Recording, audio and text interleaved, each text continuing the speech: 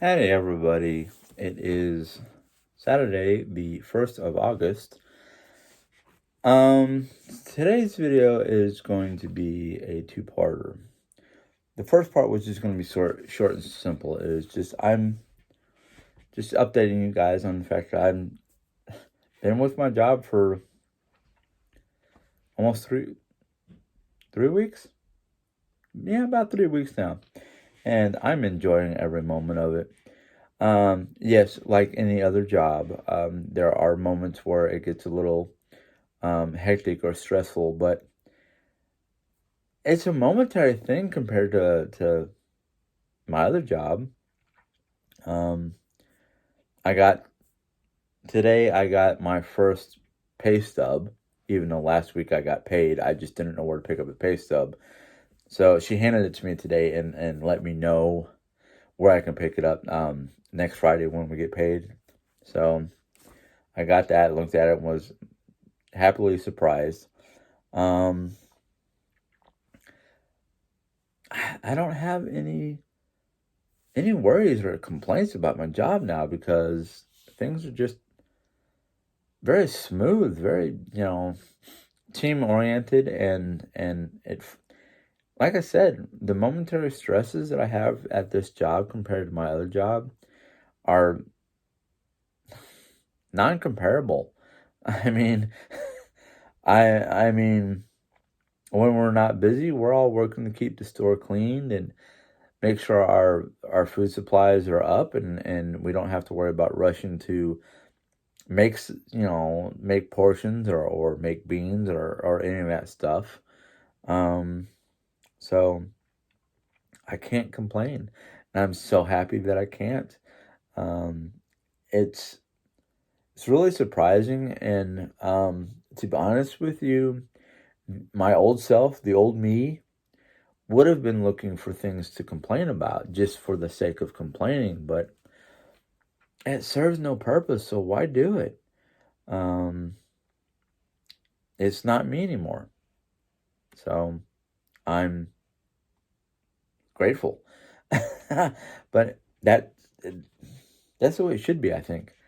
I think, I mean, to literally live a stressless or stress-free life, you need to stop looking for things to complain about or stop looking for the things that might go wrong or the negative stuff.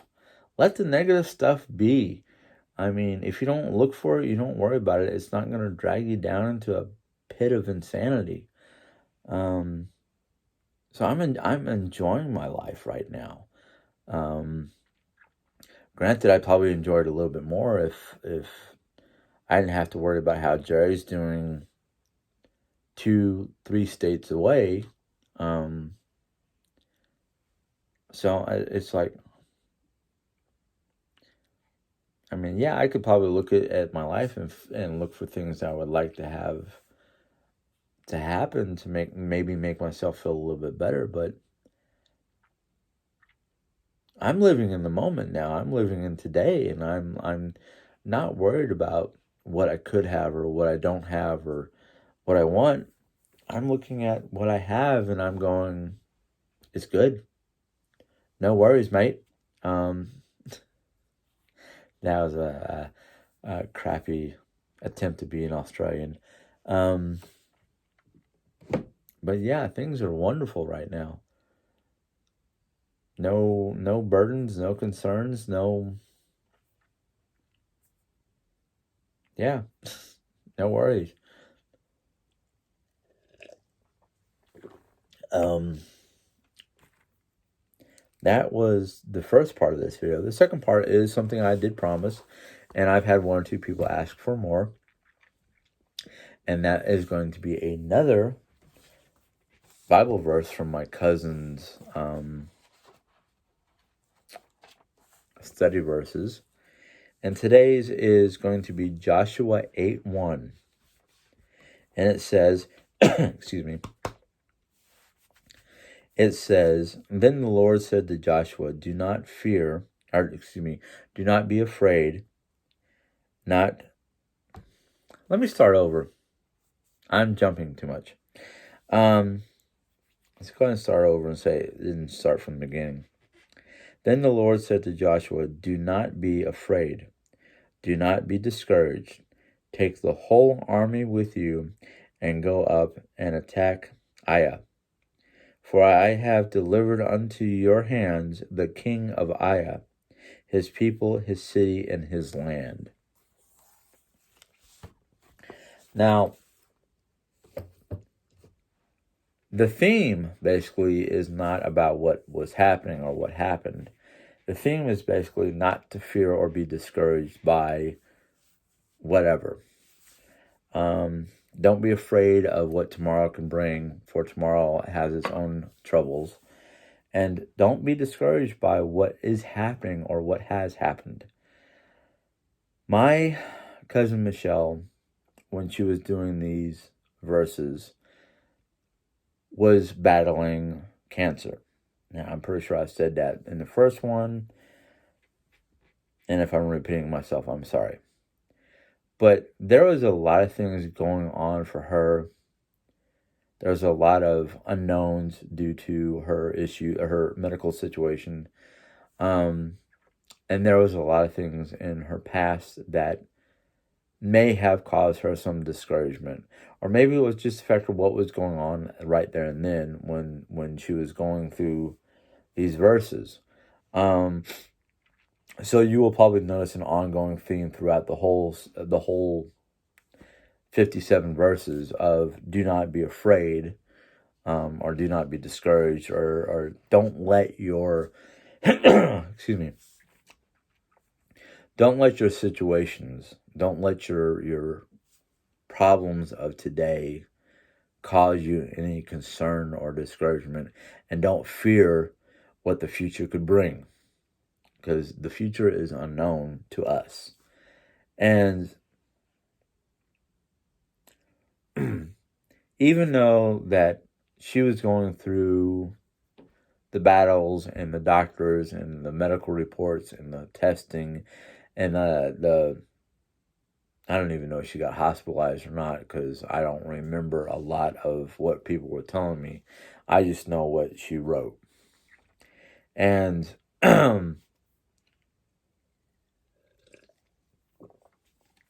sorry, I'm having a little bit of a sinus throat issue today. And I don't know if that's because of the weather or what. But the Bible verse has a very good point.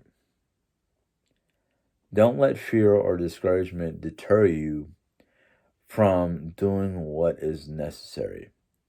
Don't let things discourage you. Don't let things put fear into you. Just know that the army of God is with you and you can forge ahead to do whatever is important.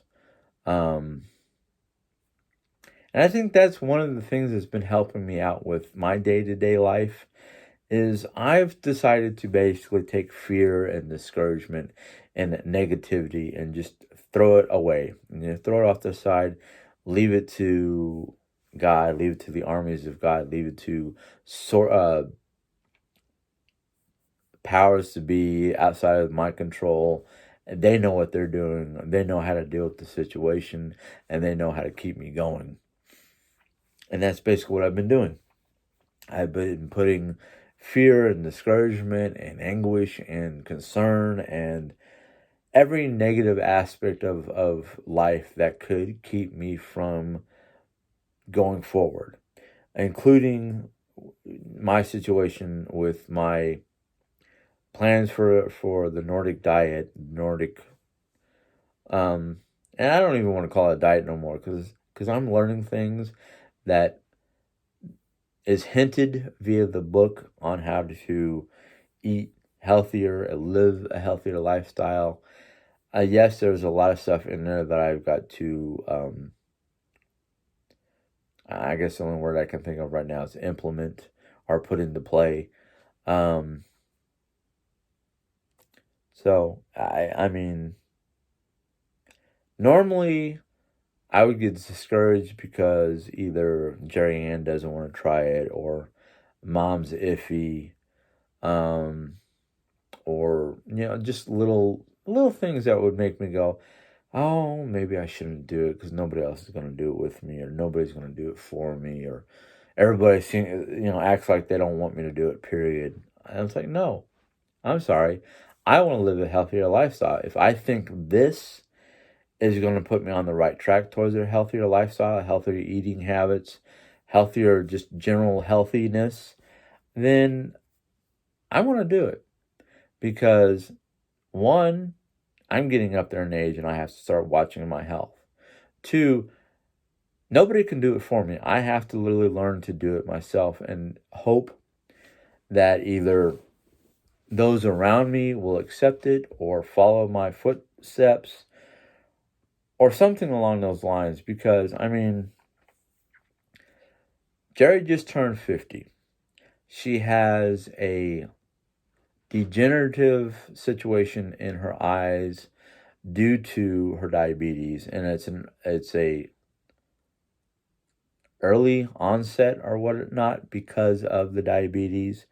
The doctor said that if it wasn't for the diabetes, it may not have gotten this bad.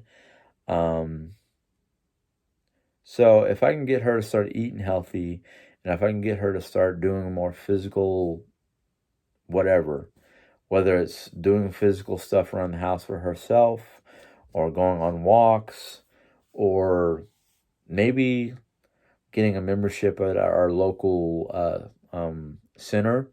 Um, Here in Raleigh, we have something called the center, and basically, with a membership, you have access to um, an indoor jogging track, an indoor pool, an indoor weightlifting place, an indoor exercise system, the opportunity to join various programs for like yoga and just general exercise programs and whatnot. Um, if we can afford it, I would encourage her to do it because one of the things that they have at the center is what they call I don't know what to call it now, but it's a pool. It's a little, I don't even know how to describe it, but it forces you to walk against a current. So you have a bar that you can hold on to while you're trying to walk or swim, however you want to do it. They have, from what mom told me, because she was a member of this place for a while, they have an exercise program where you're basically doing exercise in the pool. So you're using the water for buoyancy, so you can, I guess, do certain kinds of lower body calisthenics or whatnot. I don't know how to describe it.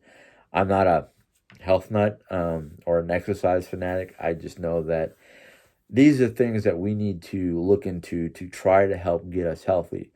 I mean, I can understand that it's not always comfortable enough to try to walk in humidity or heat. I also know that because she has been, I don't want to say that she's been totally stagnant, I guess is the only word I can say. But she because of the fact that she's not as physically active as she used to be in New York, her stamina and her energy levels have fallen drastically. Um, this person that I love dearly and I'm married to for 20 years used to be able to go up and down stairs or do a lot of physical activity with very little loss of energy or stamina. But in the 7, 6 to 7 years that we've lived here in Missouri, and the fact that she has not had a physically active job outside of the home, and then just stop looking for jobs. Um, and she makes money on YouTube. She makes good money, so I can't say that she's a burden financially. It's just I fear, and this is one of the things I fear for her. And I know I just talked about not having fear, but I am concerned. There's a word, not fear. I'm concerned that if she does not start getting a little more physically active, that this eye situation is going to blossom into something worse. Um, I don't like saying it because the fact I put it out there for it to happen. Um, with if it's God's will for her to fall apart, so be it. But I just don't know how I'm going to be able to handle that because of my.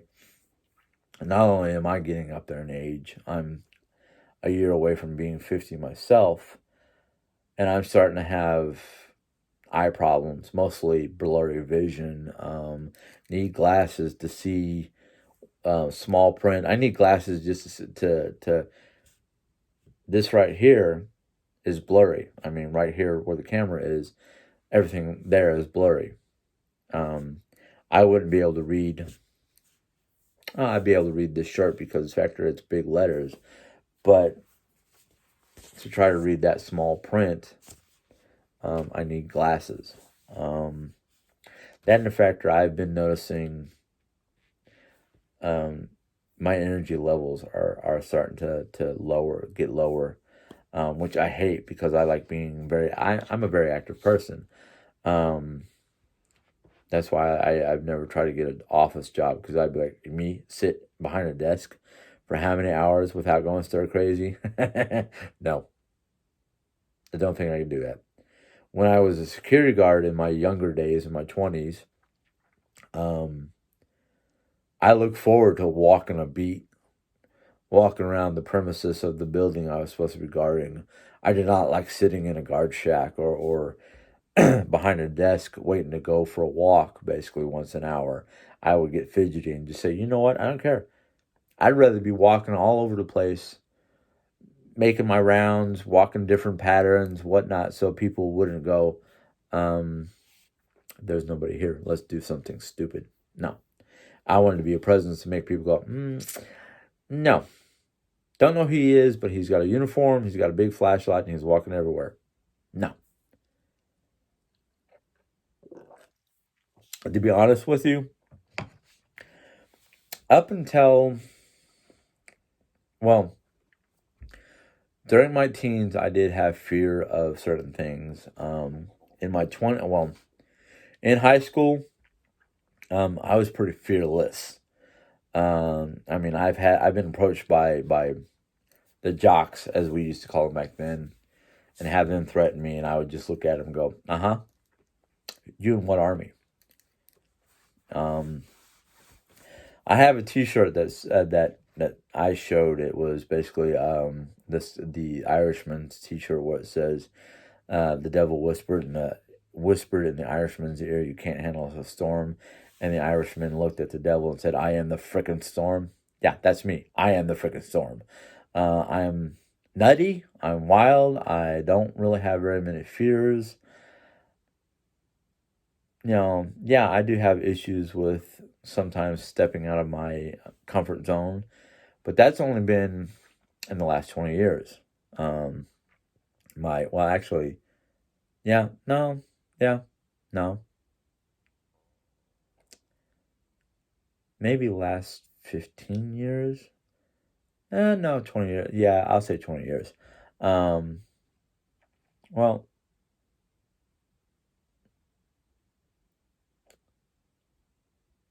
I can't remember. I'm just going to leave it as I can't remember when I started having issues with stepping out of my comfort zone. Because if I had issues of stepping out of my comfort zone before I got married, I would never have gone to New York to meet Jerry Ann and getting married. Not because of the fact that I felt uncomfortable being tied down to one person for the rest of my life, but I had heard so many negative stories and whatnot about New York and how harsh it is and how they beat each other up in the streets and blah blah blah yada yada yada. And I just was like, after living in Phoenix, Arizona, I really didn't want to live in a city ever again. So I stepped out of my comfort zone and went to New York. And that's history. Well, and then you know most of the story, how that line goes. But if you have a fear or if you feel discouraged, think about all the different people who have done things throughout history that a lot of people would have been afraid of or discouraged by. For instance, and I love using for instance, the Norsemen, aka the Viking, if they would have been discouraged by rough seas or the fear of dying, they would never have explored most of the world that they knew. They have explored, historically, it has been discovered and proven they have explored as far as Canada and Newfoundland and Turkey and the Mediterranean. They raided and pillaged and conquered throughout northwestern Europe. They've traded with people as far as Turkey, Istanbul, the Mediterranean. If they had been fearful of the seas or discouraged by the storms that were on the North Atlantic Ocean, they would never have done that. Christopher Columbus, if he would have been discouraged by the various people who said that the world was flat and he would fall off the edge of the world instead of discovering the Caribbean, nobody would have discovered America, or at least the Caribbean part. Marco Polo, also another famous explorer, would not have done what he did. There are so many different famous figures from Europe before the discovery of the New World. Could have basically said, you guys are right. I shouldn't go doing that. I'll fall off the edge of the planet. Or, oh, the seas are too rough. We should not try to go further than our own fjords. The fear of something, whether it's something that could be explored or discovered, the fear of stepping out of your comfort zone, the fear of leaving your own home during this crazy COVID situation, nothing would get accomplished. Things would not have gotten discovered.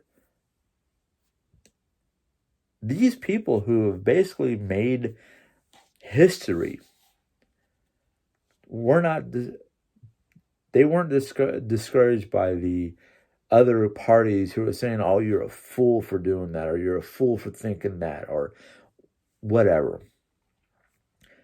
Or the fear of the unknown.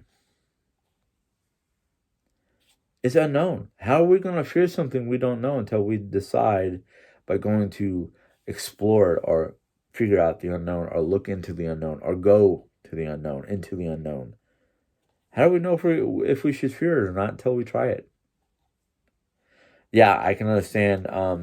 Yeah, you should be afraid of the lion that can easily bite your head off. Why would you want to stick your head in there? There are certain understandable fears, such as putting yourself in danger. But to fear something that you don't know, or to fear something because of the fact that somebody tells you you should be afraid. Don't be afraid because somebody tells you to. Don't let them discourage you by telling you you should be afraid of something. Why? You don't know. They might be afraid of it, but why should you be afraid of it until you discover you should be afraid of it? You know? People used to be afraid of snakes because of the Bible or because of one group or another who was saying that it was an evil, dangerous, deadly animal. Yeah, there are dangerous, deadly snakes out there, but your common garter snake, your common garden variety snake, they're more afraid of you than you should be afraid of them.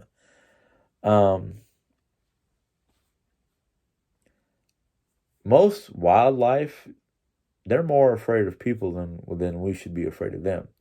Does that mean you should go up and try to pet or jump on the back of a wild bison? No, don't do that. That is just dangerous. They are not dangerous animals until you provoke them. Any animal is not dangerous until you provoke them. The world around us, yeah, it could be a scary place because there's a lot of scary things going on. But to fear it? Nah, no, no. So I say unto you, whatever you are facing, whatever situations you are facing, don't fear them. Don't let them discourage you. Face them head on and tell them to get out of the way. Rebuke them in the name of God. There is no situation out there that cannot be overcome with courage and fortitude that you can get from the Bible, you can get from the church, you can get them from your good friends. If your friends are discouraging or trying to put fear into you over a situation, don't let them. 9 times out of 10, those people are not really your friends. They're people who are trying to manipulate you into doing something you probably shouldn't do in the first place. Or maybe they're trying to keep you from doing something that you should do to better yourself. Now, I say that because, Factor, I've had friends. I've had friends who have encouraged me to do things that I should not have done. Then I've had friends who've dissuaded me from doing things I probably should have done, probably would have come out better at the other end. But I'm not saying don't have friends. I'm not saying don't listen to your friends. I'm just saying don't let them keep you from discovering for yourself what should be feared and what should not be feared. There are a lot of people out there that are connected to other people who encourage them to do bad things. Now, it is ultimately, at the end of the day, your choice what you do or do not do. Don't let anybody persuade you or push you into doing things that you don't feel like doing. I'm not saying go find that cliff that has water below it and it looks like there's a lot of water and jump. No, don't do that. If you want to go cliff diving, first off, know your surroundings, know the depth of your water, know the movement of the currents, know what's underneath that water. Because cliff diving, I've never done it, but a lot of people say it's invigorating and it puts a thrill through your system. But the thing is, it can be dangerous. I've never tried it because I'm happy just using the diving board in the pool. You know? But don't let anything put fear in you. Don't let anything discourage you from doing what you feel is right for you. Now, I might do something that's right for me, but it's not always right for somebody else. You know, I'm gonna give you a little story about something that I was encouraged to do, but after I did it, I realized I shouldn't have done it. Boys will be boys, and teenage boys will be boys who can be stupid and rude and impolite. I'm not going to give you exact details because I look back at it and I go, oh, no, that was just not right.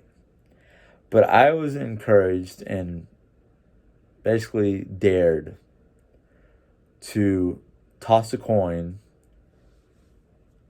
into a girl's bra. Well, let's just say I wasn't dumb enough to do it. I did not do it. But the fact that I was called out for being a coward for not doing it, and just a lot of, like, just negative feedback from it. I was courage enough to basically go up to the young lady and say, hey, look, I don't want to sound like a creeper. I don't want to sound rude, but the guys are trying to dare each other to toss quarters down your brassiere. That's basically the closest thing I came to being foolish. But it was one of those things where it's like,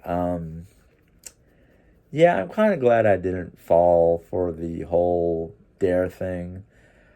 But like I said, teenage boys are stupid and they do stupid stuff.